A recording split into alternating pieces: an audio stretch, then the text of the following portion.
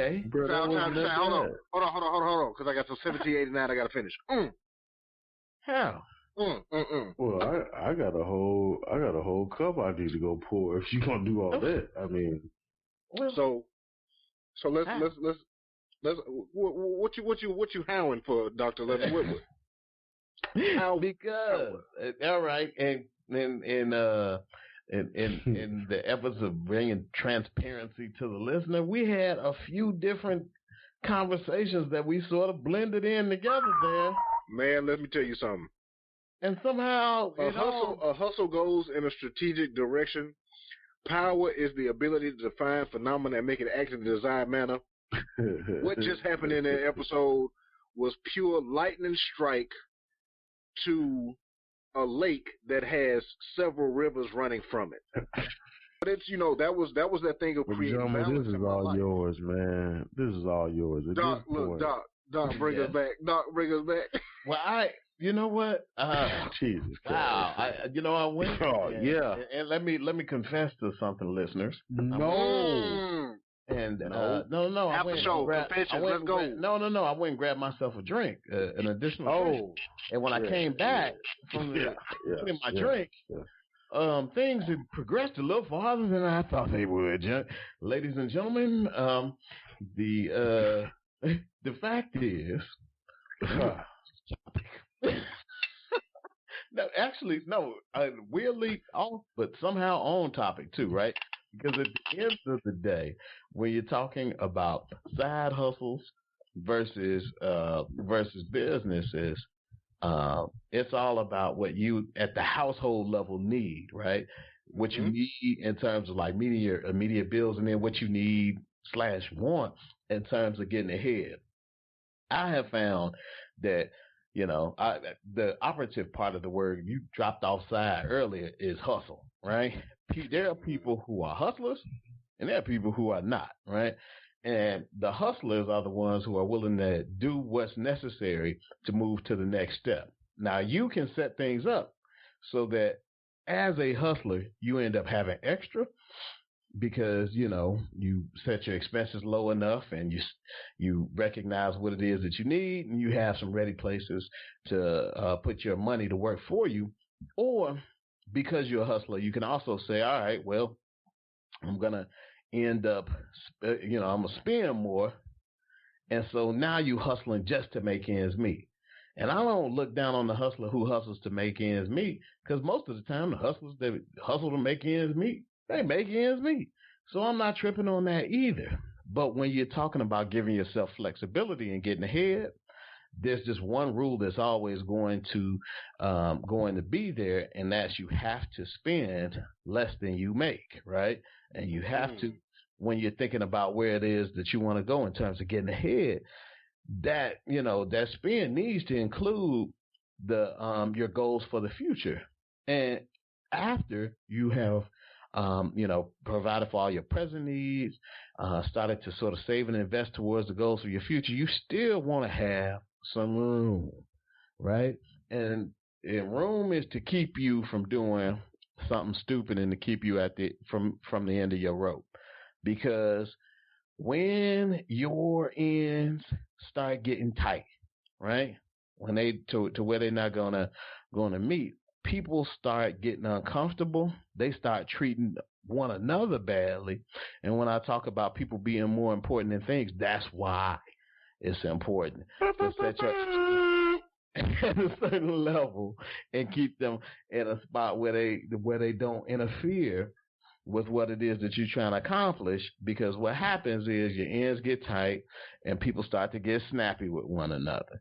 They start to treat one another badly because what it is that you have hoped for and dreamed for, even in some cases planned for, looks like it's going to be put in doubt because of sometimes the behavior of another person or the lack of a behavior of another person, because they're not working hard enough or they're not making enough money or not cutting expenses back or buying things that you don't like. And so what happens is the people in your life start to have their relation with you altered based on this whole relationship with money. And so this is why I talk about, man, give yourself some flexibility. If you're a couple, set up your expenses so one income can cover all of them. Why? Because now you have flexibility to save, to go on vacation, to give yourself the opportunity to buy the things that you want, to add flexibility, right?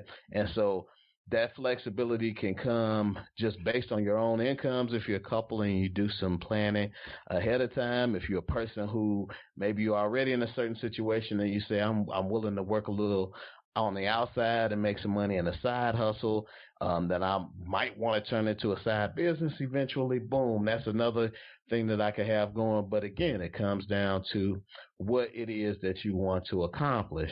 I feel like there are people who just, they're just used to work. They're not even thinking about the productivity of their work that they're doing. They're just used to having as many jobs as possible. They could be spending more on daycare on a per hour basis. They're like, oh, everybody got to work. I just need to work, and it's going to be fine. And as awesome as that Rihanna song was,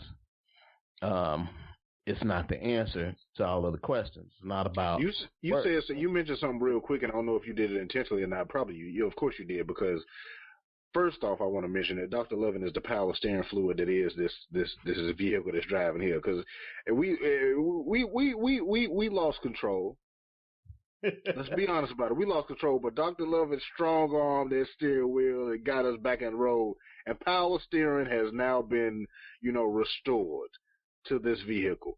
But you mentioned the side hustle and the side business, and that distinction that you just threw out real quick and casual is really the essence of the conversation. Is, when I talked about how do you view it, because the side hustle, like we said before, is like, hey, I need a little extra cash right now. I'm going out of town. I need some extra cash. Or, this and this came up. I need a little extra cash. So you go out there and you hit your side hustle. You consistently do your side hustle, but your side hustle is a part-time job. But your side business, you devote a lot of time to it. Because if we're honest about it, especially real entrepreneurs, real business owners, real people who are really hustling, a real hustle, a hustle without the side attached to it, is a business, and it's full time. It's 24 hours in a day. You only need 8 hours of sleep. That leaves way more hours than you're supposed to be clocked into your job. I'm not finna do no math right now. I don't feel like it. But if you work 8 hours at a regular job give you 8 hours, then boom, you get off work. Left. Exactly. So you still got another 8 hours. You can go clock in somewhere else, which is why you got a lot of people, based on situation, circumstance, and economics, working 2 whole jobs, working 2 full-time jobs, day shift, night shift. You got people, working doubles, people working doubles plus, a lot of people are working. And one of the great distinctions between the hustle and your job, not the hustle and your business, because your hustle and your business can be the same thing. It's conversion. The caterpillar becomes the butterfly. But between your hustle and your job is, your hustle is something that you like to do. And DJ made the distinction earlier. It's like, there's also that fine balance of, you don't want your hustle to become overwhelming.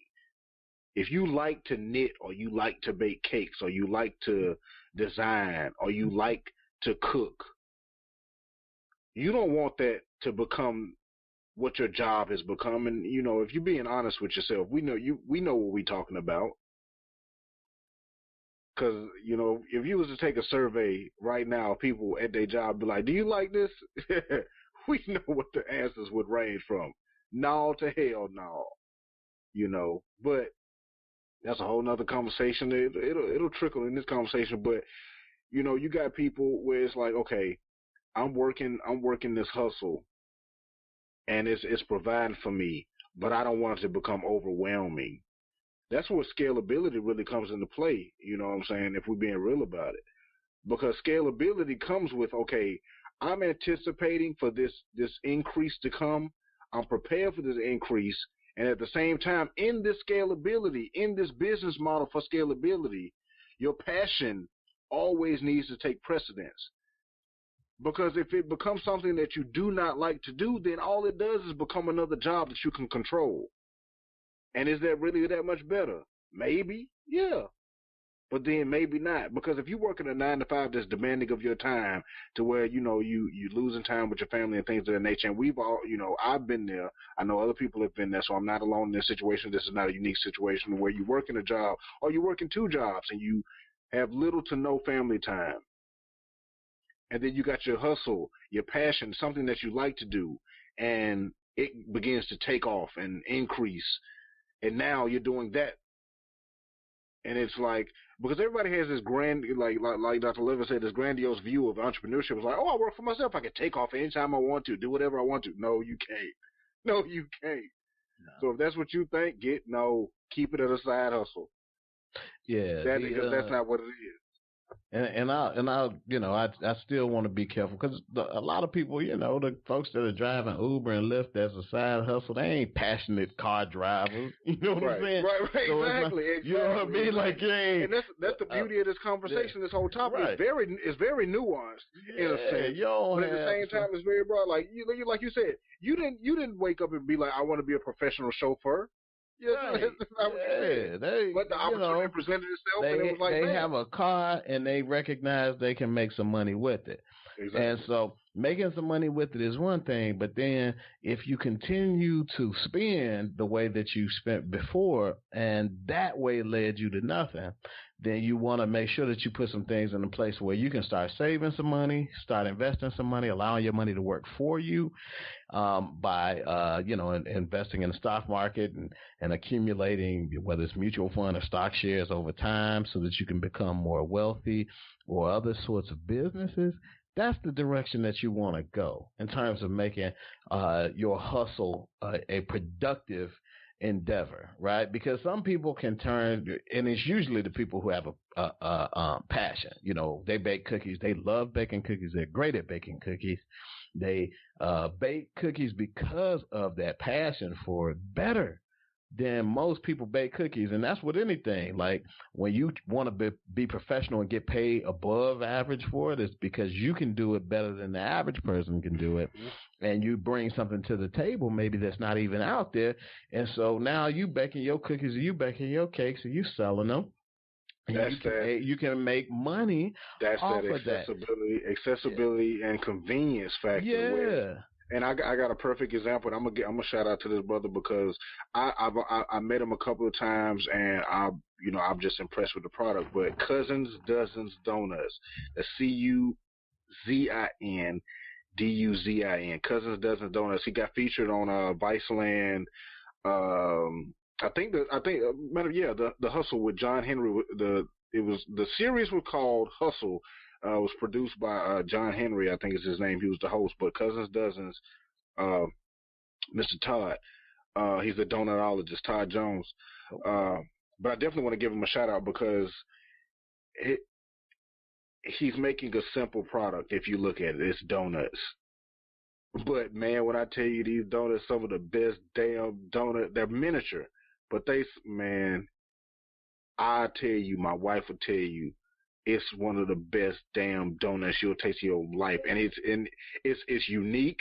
And from this, he's spawned off a couple of different businesses where he'll cater your party, cater your wedding, all of this stuff. He's got I think 2 physical locations. One was a pop up, which was close to me, and that's how I ran up on him. I was like, damn, they smell good. Let me try it. He's like funnel cake donuts, and me, I'm a fat kid at heart. I grew up near the Alabama National Fair, so it's like a funnel cake. Exactly. I was like, I like funnel cakes. My wife loves funnel cakes, and this was at the time she was pregnant, and I was like, she would love a funnel cake. So I bought myself some to try it, and I was like, oh, these are heaven. I was like, sir, you're selling crack here, and I am now addicted. I said, I got to get some more. And I brought my wife over. She was pregnant at the time, and she damn near had, I had to pick her up off the floor, just like, these are so damn good. But Cousins Dozens. But his product was, if you look at it, let's break it down. You get donuts from anywhere. And he told me, he said, I used to work at Dunkin' Donuts, and one of the beautiful things about it is we me being a business consultant and the people that I talk to and I network with, we sat and talked for a while. I was just like, man, his setup is simple. It's to the point. He creates his own sauces and things too. Like he got funnel cake, he's got s'mores, and then he's got a couple that he called adult donuts. Now his accessibility changes. It's not just a convenient thing like, oh, I can get donuts anywhere. Like, no, can you get a Hennessy glazed donut? Can you get a Ciroc watermelon glazed donut? Can you get a Ciroc? He got one that's a strawberry glaze, but I think it's Bailey's. He's got adult donuts that are he's created glazes with infused with liquor, with different liquors that everybody loves. Hennessy, DJ, you would love it. He's got a couple of different Bailey's ones. And they are amazing. They're good. You watch him make them in front of his eye. You can see him make them right in front of you. So when you get them, they're hot, they're fresh, and they're unique. Yeah. And he said he used to work for another, a larger donut chain, not Krispy Kreme, but another one that serves a lot of coffee. But he told me the secret. I was like, I never seen him make a donut. Like you go into Krispy Kreme and you see Krispy Kreme making the donuts. Sure. But this other place, you don't see them make. He said, "Oh, they all microwave. They, we pop in the oven in the morning, then we pop them out." I was like, I felt shocked, but I don't know why I was shocked. Because I was like, how else would they do it? Unless somebody bringing them in hot off the truck, but that ain't possible, But that brought me to the point of accessibility. Like you got something that's good, people will want it. If you got a good product, people will want it. If you got something that everybody else got, then the goal that you need to go towards is making it more convenient for people. Yeah. I mean, that's why we got the home shopping network. Yeah. People that don't want to go to the store, guess what you can do? Sit and watch TV all day. Call the number. And you know what? Even then, you can bring more or less quality to what it is that you bring to the table. Within the home shopping network, you've got certain products that end up being stars because they can showcase their value. They tell their story better than the other people selling the other products, right? And so at the end of the day, it's all about what it is that you bring to the table in terms of value, how you're able to express that value, how you as a business person are able to control your costs, and use that excess value that you bring to the table as ownership. That's how it works in a capitalist society to propel yourself and your family forward, right? So when the game changes, then I'll switch up the way in which I'll tell you to fight. That's that's how the Bruce Lee says, hey, be like water, right? And so this is the game that we're in. And so if you're trying to make money, that's the way that you make money. That's not just on a company-wide level. That's on an individual level too, in terms of your fluidity and the ability to do what's the next valuable thing if the one thing that you did before is no longer considered valuable. So you always have to be learning how to learn so that you can continue to be valuable going forward, right? Doc, I hate to interrupt you, but I got to do what I normally do, and I'm gonna throw a wrench all into this. Let's talk to these people like myself, and I'll be once again 100% transparency. Let's talk to the people who are increasing and scaling their hustles to business level, and now there's the surplus, if you will, however much the surplus is. And you mentioned it before. It's like, okay, now you've taken your hustle from covering this bill to now you've got extra money coming into. So what should you naturally do? Right. So save, right? Hell no. You go spend it on something. Now you got extra money. Let me go hit the Bahamas. Let me go hit the Bahamas with my Gucci flip-flops on. Because I made extra money this month. Because I'm used to just covering this bill. But now I got extra. Let's go floss on. Zero is a powerful number and a powerful presence because folk get used to it. Zero, the nothing. Remember, what was that movie? The Never Ending Story, and they was the nothing. That was the big enemy, the nothing. It wasn't going one way or the other way. It was the nothing, right? And zero is the nothing. It's that heavy sucking sound. People get extraordinarily uncomfortable when they're in a bunch of debt. And they get, a lot of folks, this is the part they won't tell you, get extraordinarily uncomfortable when they have money in their pockets. Building up lifting money and having money on you is like lifting weights, right? That next pound doesn't feel so heavy when you're conditioned and you've been lifting weights. But, that next pound feels extraordinarily heavy when you're not prepared for it. And so when you always been at zero, and you had no money, now the next thing you do when you get some XX money coming in is to figure out how to get away from. You have no idea. You don't know why you're trying so hard to spend this extra money. You know cognitively that, hey, $400 extra dollars a month saved could positively impact the choices in my life, but you used to having zero. But here's that weird. You trick it off. But here's that weird dilemma, though, and this is me, but I'm pretty sure I'm not alone. Is when I don't have excess, you could take me in the mall and I want everything. But when I do have excess, I'm frugal with it. I'm like, you know what? I do not need to buy 7 pairs of shoes right now. Well, you know what? That is. But on the flip side, like my mama, my grandma, my uncles used to tell me, boy, that money burning a hole in your pocket, ain't it? Yeah. You like you said, you got to get rid of it. But it's like it's that battle between the devil and the angel on your shoulders. Like, I got to get rid of this, but it's like I can't be stupid with that.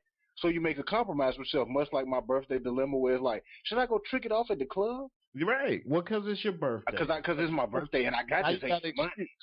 But it's like, why you have to have a plan, because wherever you don't have a plan, an excuse will do.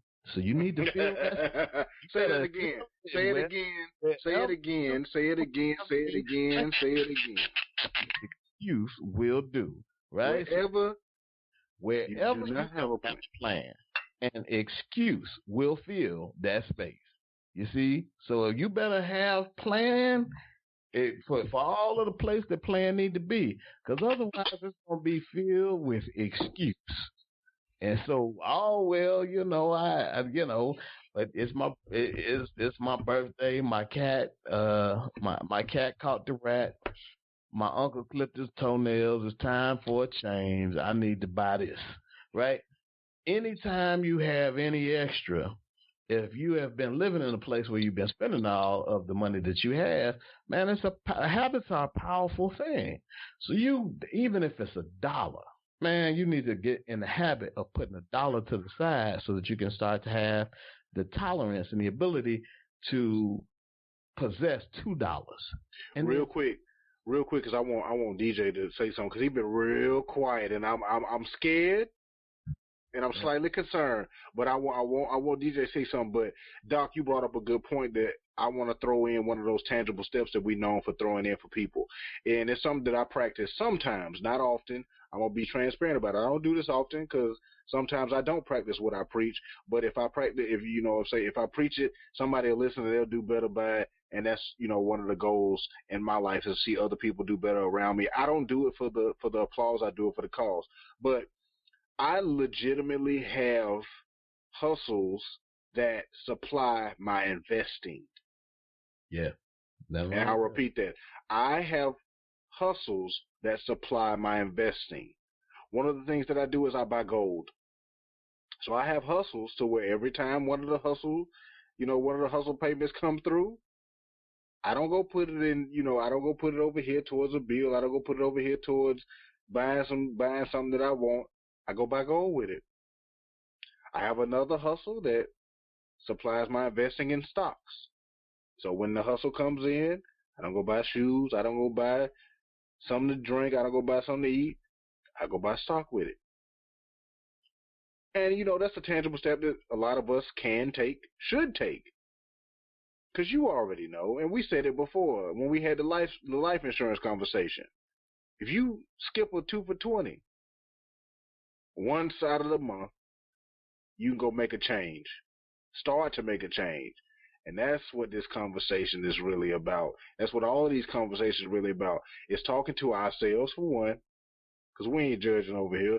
Just say, hey, Let's make some small change in your life. It's just like when the doctor tell you your blood pressure kind of high. You need to do more cardio. You need to do more exercise. That don't mean go out there and run a 400K marathon. No. Get up and walk more. Stop trying to find the closest parking spot to the door. Walk. Take the steps instead of the elevator. Get the salad instead of the double cheeseburger steak deluxe. You know, it's making small changes to provide for a better future. And we talking, you know, personally, financially, job-wise. But that's really what it is. DJ, I want you to say something to close us out for this after show. Then I'm going to throw it to Dr. Lovin, and then we'll close it on out. Because I got fatherly duties to handle, guys. I'm almost done with this 1789, too. So, DJ, say something, because you ain't said nothing since earlier. I guess we got off your topic. Is he still with us? You know what? I think DJ. This is the best after show development ever. And you know why? It's because it's real. It is. It is. Like when you think about when you said like this is an organic conversation between three people just bringing what it is that we have to the table. It sometimes all three of us make it to the end. Sometimes that we don't. That's what it's about. When I say people are more important than things. Dallas Mayer woke up. We do not. Yeah. No, he probably did. I mean, people are more important than things on every level in this, man. For real, man.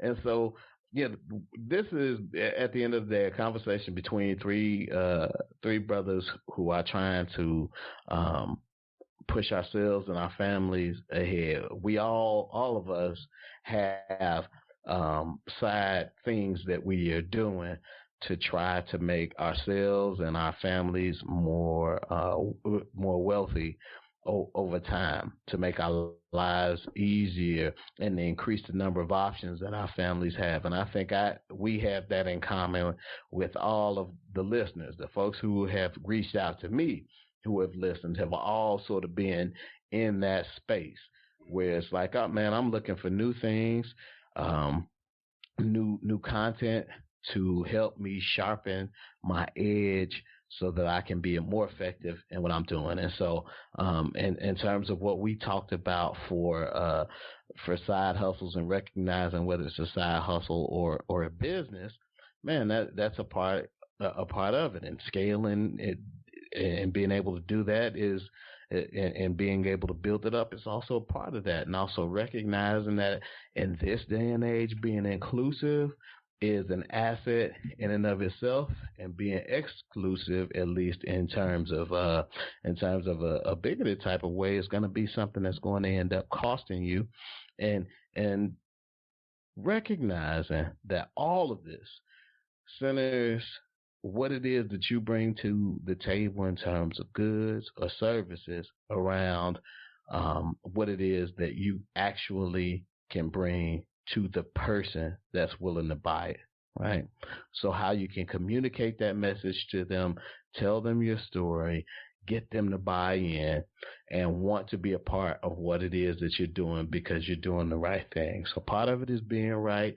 Part of it is doing right. Part of it is understanding and planning in the right way so that you can perform and move in the right way, and then using those funds in a way that's going to fuel your family goals and make your family and your life better off going forward. That's what it's all about.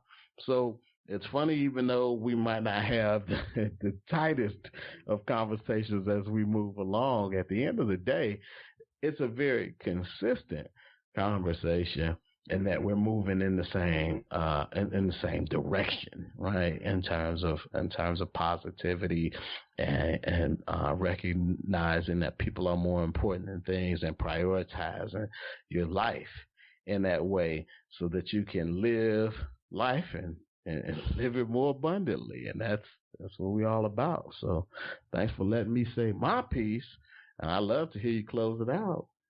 Almost definitely. Thank you as always to both of you all.